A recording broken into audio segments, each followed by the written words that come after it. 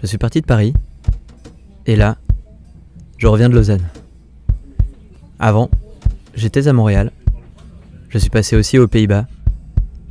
J'ai pris l'avion pour Toulouse, et je remonte à Paris en passant par la Corrèze. J'ai fait la connaissance de Gian, en service de soins palliatifs, au CHU de Lausanne. Il cite Kierkegaard, Benjamin, chez Ipso. Un cabinet médical différent. Eux, ils jouent collectif. Antoine, lui, est pharmacien sur le plateau des 1000 vaches. C'est le gardien des poisons. Quant au docteur Brunet, bluffant, avec son lac de data et l'intelligence artificielle qui va avec. Joss et son réseau de soins infirmiers à domicile aux Pays-Bas. Et enfin Dominique, à la clinique Pasteur de Toulouse. Alors lui, il cite Lacan et l'amour.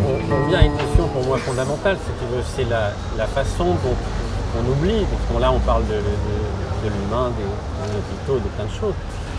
Mais c'est quand même le pouvoir de Mahon, c'est-à-dire à la fois comment, je vais dire, d'être, alors ça peut être le collectif, que ça peut être 2, comme ça peut être 10, mais d'être ensemble et avec d'autres, c'est absolument incroyablement énergétisant. Quand j'ai commencé à faire des réunions interdisciplinaires, après nos premières réunions d'ambulatoire spécialisées, c'est là à Munich, où il y avait les médecins, mais il y avait aussi une soignante, une assistante sociale et une physio, j'étais sidéré par les informations extrêmement importantes pour bien prendre en charge les patients et sa famille, qui avaient été dites aux autres professionnels, mais pas aux médecins. Et je me suis rendu compte que pendant toute ma vie de médecin, j'avais eu une vision très très restreinte de la réalité des patients. C'était la vision basée sur les informations que les patients ont décidé de me donner en tant que médecin. Mais ce n'est qu'une petite partie des informations importantes. Et après cette réunion, on avait toujours une vision à 360 degrés de la situation du malade et de sa famille, qu'on n'avait absolument pas quand on travaillait seul comme médecin. Ce qui est par ailleurs la règle dans tous les hôpitaux jusqu'à aujourd'hui. Travailler en équipe interdisciplinaire, il ne suffit pas de poser des gens de métiers différents dans une même salle pour se dire que c'est de l'interdisciplinaire. C'est une construction. Ça demande... Ce qui est assez confrontant, c'est que ça demande aussi d'avoir une vision assez claire de son propre métier. Ce qui n'est finalement pas si simple que ça. Enfin, en tout cas, je me souviens qu'au sortir de l'Uni, quand je suis arrivée dans une équipe infirmière, donc c'était en psychiatrie, et qu'on me demandait de dire en quoi est-ce que mon apport est spécifique, j'avais beau avoir fait des années d'Uni, je ne savais pas répondre à cette question et j'avais juste l'impression d'être totalement inutile. Donc il ne suffit pas de se former pour un métier, après il faut encore le pratiquer, le comprendre et puis l'habiter, quoi. Donc voilà, arriver comme ça, de se dire bon, on est plusieurs professionnels, on doit travailler ensemble, construire quelque chose ensemble, donc ça demande déjà de savoir soi-même qui on est, qu'est-ce qu'on apporte, quels sont nos objectifs, nos attentes, nos limites. Et puis après, il faut apprendre à se connaître. Et puis réussir à développer aussi un langage qui soit commun. Travailler sur ce sens commun et découvrir le langage. Et découvrir le langage, et est-ce qu'on utilise les mêmes mots, est-ce qu'on y met le même contenu, ça fait partie de ces travaux qu'on fait ensemble en clinique. Et c'est pour ça que alors là, je milite à fond pour faire des visites à plusieurs autour du patient. Parce que du coup, je vais entendre aussi ce que l'autre dit, et puis je peux reprendre ça en me disant « Ah ouais, tu penses ça comme ça, tu vois ça comme ça, c'est comme ça que tu entends, et moi j'ai entendu autrement. » Parce que dans mon cadre de référence, c'est comme ça. Partager les cadres de référence, alors ça paraît easy comme ça dans un cours, mais en fait, quand le patient nous renvoie les choses, je trouve que là, on approche de quelque chose de vraiment très concret, quoi. Donc vraiment, moi je trouve qu'il faut être ensemble. C'est dans les images que vont procurer le mot qu'en fait on va pouvoir se mettre d'accord. Mais j'ai besoin d'entendre, et tout à coup ça vient me confronter aussi. On se comprend assez vite avec les pharmaciens, je sais en fait qu'est-ce qu'ils attendent. Alors avec Antoine, on va plus loin, puisque lui, il tend à changer le modèle courant. Donc forcément... Et je comprends son discours de base, je comprends d'où il vient, je comprends d'où il veut aller. Donc j'ai pas eu besoin d'apprendre la pharmacie en rencontrant Antoine, vu que j'avais déjà une solide formation, on va dire. Dès que je viens au travail, je dis bonjour à mes utilisateurs. En fait, ce qui m'apporte, c'est de me rendre compte de toutes les petits problèmes et les sujets d'amélioration sur le logiciel. Et aussi le fait de voir dans le quotidien l'utilisation, ça me permet aussi de trouver plus facilement les façons de les améliorer. Parce que j'entends des conversations, par exemple, ce sont des choses qu'ils ne vont pas forcément me dire moi en tant qu'ingénieur, mais ils vont me dire en tant que quelqu'un avec lequel on travaille, on est en midi ensemble, on discute, oh je me suis rendu compte de ça, mais en fait ça on peut très bien l'améliorer, ça ne coûte rien. Je pense que c'est très important de vraiment passer du temps avec les médecins et les infirmiers, avec les professionnels de santé à qui on s'adresse, parce qu'on ne peut pas comprendre leur manière de penser, leur manière de travailler, leur manière de s'organiser si on n'est pas au quotidien avec eux. Et nous, typiquement, on a mis 6 mois, 12 mois à vraiment apprendre à travailler, à trouver un bon modus operandi avec, par exemple, les médecins d'Ipso, alors qu'on arrivait en terrain conquis, entre guillemets, mais malgré ça, on a mis quand même 6-12 mois à trouver un modus operandi. Donc je pense qu'il faut prendre le temps et trouver un cadre qui permet vraiment de créer cette proximité. Il faut des gens qui ont envie de participer à l'aventure. En cours de route, il y a certaines personnes qui étaient moins intéressées, puis c'est correct, c'est normal, mais la grande majorité, c'était des étincelles dans leurs yeux, de voir qu'on pouvait faire les choses autrement. Puis on est vraiment dans un esprit plus d'innovation ouverte. Donc, les gens sont curieux, puis on a fait évidemment des sondages à la suite de nos ateliers, puis les gens sont contents de faire les choses autrement, de participer, puis ils ont le sentiment de pouvoir apporter une véritable contribution, puis de s'approprier en fait l'école. Ultimement, ces gens-là, pour nous, ça va être des ambassadeurs qui vont pouvoir diffuser quelque chose à laquelle ils ont contribué. La définition de l'amour par Lacan, c'est aimer, c'est donner ce qu'on n'a pas à quelqu'un qui n'en veut pas. Voilà, donc c'est ça, aimer. Aimer, c'est pas attendre d'être aimé, c'est donner. Les conflits, bien sûr que ça heurte, mais c'est quelque chose qui peut être magnifique, un conflit. C'est une forme de relation qui peut être très aimante, un conflit. Aimer, c'est pas que de la bienveillance sucrée, quoi, hein, ou poisseuse. Ça peut être quelque chose de conflictuel, de vivant. Tant qu'on est dans une relation qui est vivante, même dans un conflit, même dans un moment dur, on est dans quelque chose qui reste super humain. Moi, c'est pas tellement le conflit qui m'inquiète et qui me fait peur dans le monde du travail. C'est tout ce qui est dénué de toute émotion, de toute part d'affect. Ce qu'on nous apprend, en gros, dans les écoles de management, ce qu'on nous apprend à faire quand on est dirigeant. Le pire du pire, c'est ça, c'est cet aspect-là désincarné. Donc moi, ma question, elle est, à partir du moment où tout ça a l'air de fonctionner, enfin, en tout cas ces expérimentations, en tout cas même ces applications, enfin, cette façon de gérer des établissements fonctionne formidablement, qu'est-ce qui, au niveau personnel, freine finalement? Parce qu'il est vrai que c'est pas non plus... on n'est pas encore dans la panacée absolue. Il y a des choses qui ont énormément progressé, mais il y a encore beaucoup de lacunes. Un hôpital comme le CHUM, c'est comme un malade complexe. Il faut faire attention, quand il ne va pas bien, il faut le traiter, il ne faut pas aller trop vite, il ne faut pas aller trop lentement, il faut ajuster en permanence. Ce qui veut dire d'ailleurs qu'en fait, on n'arrête jamais. Ça, c'est le problème. C'est qu'au moins, en tant que médecin, il y a des moments où on s'arrête parce qu'on passe d'un patient à l'autre. Quand on a l'administration, il y a 16 000 patients, 16 000 personnes qui travaillent ici et 500 000 patients. Donc, vous comprenez qu'on n'arrête jamais. Alors, d'où l'importance d'un rôle de facilitateur au sein de ces groupes-là. Donc, on va avoir un expert de méthodologie, un expert de process qui aident à bien gérer les projets, parce qu'il faut des process pour pouvoir gérer les projets d'innovation. Et il faut des experts de contenu. Puis mélanger ces deux rôles-là, les médecins, les infirmières, les gens, les patients partenaires qui amènent leur idée, eux sont les experts de contenu. Le patient partenaire, c'est l'expert de vivre avec la maladie. Le médecin, l'infirmière, les professionnels de la santé, c'est les experts de la maladie. Et on a des facilitateurs de méthodologie. Et dans les hackathons ou au sein de notre organisation, on a, par exemple, au sein du bureau de projet, des gens qui accompagnent le process.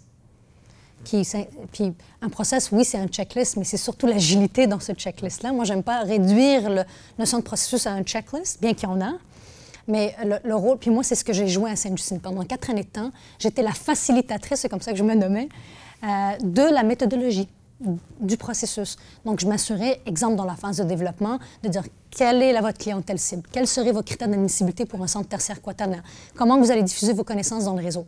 Eux apportaient les réponses, mais moi, j'étais garante que l'ensemble des composantes clés de l'innovation étaient abordées et approfondies. Ouais, tu gardais la liberté. Voilà. Alors, d'où l'agilité du facilitateur. C'est un profil spécifique, ce rôle-là. Il doit être agile, il doit bien gérer les conflits politiques, il doit gérer les conflits d'opinion. Donc, et toujours se dire, bien, OK, on est rendu à cette étape-là, chère équipe, focusons là-dessus. Donc, on ne peut pas s'attendre à ce que les experts de contenu fassent ça. Je ne crois pas aux patients plus complexes ou moins complexes. Ils sont tous complexes. Parfois, on simplifie nous. En disant, c'est plus simple de les appeler simples et c'est plus simple de les appeler complexes parce qu'on ne met pas les mêmes ressources humaines. Là, je ne parle pas de la technologie, mais humaine ou l'attention ou l'investissement qu'on veut. Dans le moment présent, je reviens à ce moment-là. Le seul moment où je peux agir, c'est le moment où je suis face au patient. Moi, je ne catégorise pas les patients. Si vous prenez cette définition, c'est celle que nous utilisons nous, celle du professeur Zimmerman et Wickerman, les deux de York University, qui ont dit c'est simple, exemple une recette de cuisine, c'est compliqué, c'est un ensemble de recettes de cuisine intégrées dans le temps et dans l'espace, comme par exemple pour lancer une fusée dans l'espace.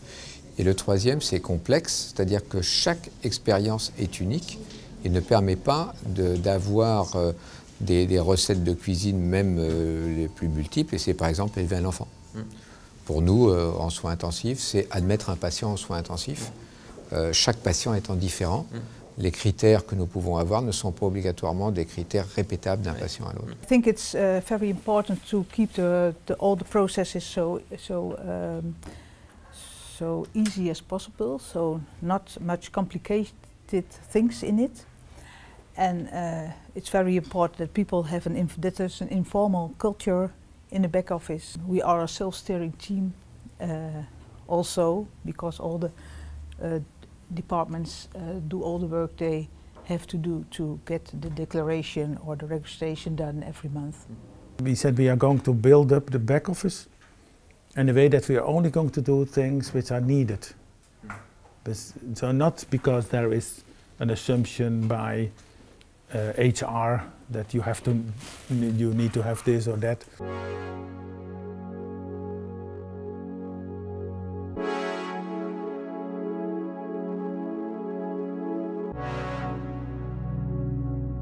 Donc là, on a vu, on a un groupe humain, voilà, qui a mis quand même, qui se donne tous les moyens pour réussir à faire bouger les choses, que ce soit par le collectif, l'écoute de l'autre, la façon d'être guidé et de guider. Mais comment est-ce qu'on instaure finalement une confiance à l'intérieur de tous les acteurs de ce collectif? Il y a un élément qu'on n'a pas abordé, qui est un élément majeur actuellement. On va laisser passer nos collègues. C'est la confiance. Aujourd'hui, nous avons un système de santé qui est ébranlé dans la partie confiance. Confiance individuelle, ça peut être les patients vis-à-vis du système de santé, ça peut être les professionnels de santé vis-à-vis d'eux-mêmes ou vis-à-vis des autres professionnels de santé. Ça peut être un ensemble d'éléments dans la confiance qui existent ou qui n'existent pas, qui se transforment actuellement et qui fait en sorte que l'organisation va aller bien ou ne va pas aller bien. Tout à l'heure, je vous donnais un exemple. Nous avons actuellement un recrutement, parce qu'on est un hôpital qui vient d'ouvrir, hein, donc il y a 1 an qu'on a déménagé. On n'a pas encore tous les effectifs. Je suis en train de recruter, mais il faut que les gens aient confiance que ça va venir. Aussi bien les chirurgiens, les patients, etc. Donc il y a beaucoup d'explications, beaucoup d'éléments qui sont importants à considérer pour que cette confiance permette de créer la valeur d'une organisation. Après, les freins que j'ai eus en arrivant ici, il y en a eu pas mal en fait. Déjà, il y a les freins qui sont personnels, les freins qui sont intrinsèques sur est-ce que j'ai envie de travailler avec des non-professionnels de santé? Quels sont mes rapports avec des gens qui ont fait des écoles de commerce, des écoles d'ingénieurs?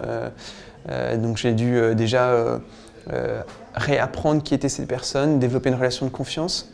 Et donc je pense que ça a été un frein important par rapport à ça, qui a mis longtemps, parce qu'une relation de confiance, ça se développe sur la durée. Et après, il y a eu un frein plus extérieur sur mes collègues en disant pourquoi est-ce que tu vas travailler dans ce type de centre, en secteur 1, les horaires sont larges, alors que tu pourrais être tranquille dans ton cabinet tout seul. Et il y a eu des freins assez importants au niveau institutionnel, parce qu'en fait, ce modèle ne correspond pas à ce que nos professeurs, ce que les institutions ont. C'est le modèle des médecins qui travaillent tout seuls, médecins en cabinet. Alors que là, travailler avec des gens non soignants qui ont fait une formation en management et dans le monde de l'entrepreneuriat, eh bien ça fait vachement peur. Et on m'a énormément reproché, et on me le reproche encore aujourd'hui, de un peu pactiser avec le diable et travailler avec des gens qui ne peuvent pas s'intéresser aux soins des patients, mais uniquement au développement économique de leur structure. Disons que la transmission des informations au niveau clinique s'est fait dans 2 manières. La transmission formelle, ça c'est dans les visites, c'est dans les réunions, les colloques où on discute tous les patients, etc. Mais aussi au niveau informel, on est très coincé à l'unité. On n'a qu'un bureau, mais on a mis tous les collaborateurs des différentes professions de notre service dans ce bureau-là. Donc là, il y a quand même un échange informel qui se fait de façon très efficiente parce qu'ils sont tous à proximité. Et ça, c'est tout une construction qui se fait dans ces espaces formels de colloques où ça peut être l'occasion de dire à l'autre, mais tiens, mais quand tu dis ça, ça veut dire quoi? Et après, il y a tous les espaces informels, quand on est en voiture, qu'on rentre d'une visite, puis qu'on reprend l'entretien qu'on vient de faire ensemble. Puis ça, c'est tous des moments où on apprend en fait à travailler ensemble et puis à voir aussi que qu'est-ce qu'on apporte à l'autre et puis qu'est-ce que l'autre nous apporte. Des explorateurs qui à une époque ont permis, voilà, Magellan, quand il est parti, il ne savait pas où est-ce qu'il allait. Il est allé dans plusieurs fjords du sud de l'Argentine, il a dû faire demi-tour, il a dû essuyer des tempêtes, il a dû essuyer des pertes de navires, des morts, des machins. Et puis, à force d'y aller, de tester le chemin, il a fini par ouvrir une voie qui s'appelle maintenant Détroit de Magellan. Et c'est quand il était dans cette dynamique-là, il n'y avait que le doute, il n'y avait pas le résultat. Quand on est dans la démarche, on ne se dit pas forcément on va réussir, on n'en sait rien. Mais si on n'est pas capable d'expliquer ce qu'on fait et de donner quelque chose de vertueux ou au moins d'utile d'un point de vue social pour un territoire ou pour une équipe, donner de l'accomplissement dans ce qu'on fait, se dire bah ouais, ok, aujourd'hui je vais en chier grave, mais et demain aussi, et après-demain aussi, et la semaine prochaine aussi, et le mois prochain aussi. Par contre, si je fais tout ça, c'est parce que je sais qu'au bout du processus, mon capitaine, il a envie de m'emmener là. Et là où il a envie de m'emmener, c'est un endroit qui est sympa. Voilà. C'est ça que j'essaye de leur faire comprendre. Et je pense qu'elle l'a compris. Et donc tout le monde va se sentir déjà concerné et partie prenante au quotidien du projet. Et donc ça va déjà créer une implication très forte des gens et ça va créer la confiance suffisante dans le collectif, dans le fait notamment que si demain je veux tester quelque chose. Dans ces 2 exemples-là, on voit la force de la fertilisation croisée des domaines de connaissances. La santé, souvent, moi, la façon, puis c'est ça qu'on veut diffuser au sein de l'établissement, santé, c'est pas juste soin. C'est l'équilibre entre la santé physique, psychologique, émotionnelle et sociale. Et pour nous, la santé, c'est englobe aussi les besoins psychosociaux, les besoins artistiques, culturels, mais ce n'est pas la façon traditionnelle de voir la santé. Donc, le fait de s'ouvrir, d'avoir des projets concrets avec le Cirque du Soleil, avec la ST, avec la Société de transport, donc de vraiment aller chercher, OK, le transport pourrait bénéficier de la santé pourrait bénéficier du transport. Les arts pourraient... Donc, la richesse de s'ouvrir et de voir les expériences de chacun vient amplifier la résolution de problèmes qu'on vit auprès de nos patients. Après, moi, je ne suis pas du tout dans ce type de registre d'intention. Ce n'est pas mon sujet. Moi, mon sujet, c'est pas faire en sorte qu'ils aient confiance en moi. C'est apprendre à faire confiance et à tout donner. C'est pas espérer être aimé pour faire avancer une organisation, c'est me contenter d'aimer. C'est pas modifier le comportement des gens, c'est déjà me modifier moi-même. Et je pense que dès lors qu'il s'agit d'une intention, même si c'est une intention qui est sous-tendue par une pensée humaniste, anti-process, libérée, si c'est une intention, c'est un sujet de manipulation. Donc c'est pour ça que moi je me méfie énormément des concepts et des abstractions et des modèles qui permettraient d'expliquer que globalement on peut faire travailler les gens en les rendant heureux. Pour moi c'est une nouvelle forme de dictature. Donc moi je suis pas du tout, je suis ultra méfiant vis-à-vis de ça. Il ne faut pas perdre de vue que tout ça c'est pour la structure et pour tous les humains qui la constituent. Le collectif c'est... Avant même d'être chez Ipso, le collectif c'est un truc qui est important pour moi depuis toujours. J'ai fait des sports collectifs jusqu'à ce que je m'installe parce que le temps maintenant me permet moins d'en faire, mais c'est le travail en équipe, c'est épanouissant, ça permet de se décentrer de soi-même, ça permet de se recentrer sur l'autre et sur ses besoins. C'est épanouissant, quoi, ça me rend heureuse on va dire, le collectif. Et puis, ouais, mais des gens qui veulent donner un sens à leur vie, t'en as partout, hein. Ouais. Il suffit juste quelques personnes qui disent allez si on le faisait et puis tous les gens s'y mettent. Moi l'impression que j'ai avec les jeunes générations d'entrepreneurs, c'est que l'or, enfin le trésor et l'or entrepreneurial d'aujourd'hui, c'est pas le fric et c'est pas l'ego, hein, c'est le sens. Si tu donnes du sens, t'attires des talents, t'attires des gens qui veulent créer, t'attires des entrepreneurs, t'attires des philosophes. C'est ça la denrée rare aujourd'hui, c'est le sens. Et ce sens-là, à mon avis, dans notre culture, dans notre tradition de pensée, le sens de la vieille Europe, c'est l'humanisme. Voilà. Si tu dis que tu as un cadre de valeurs et des projets dans un cadre humaniste, tu vas fédérer les énergies. Ça j'en suis convaincu de ça.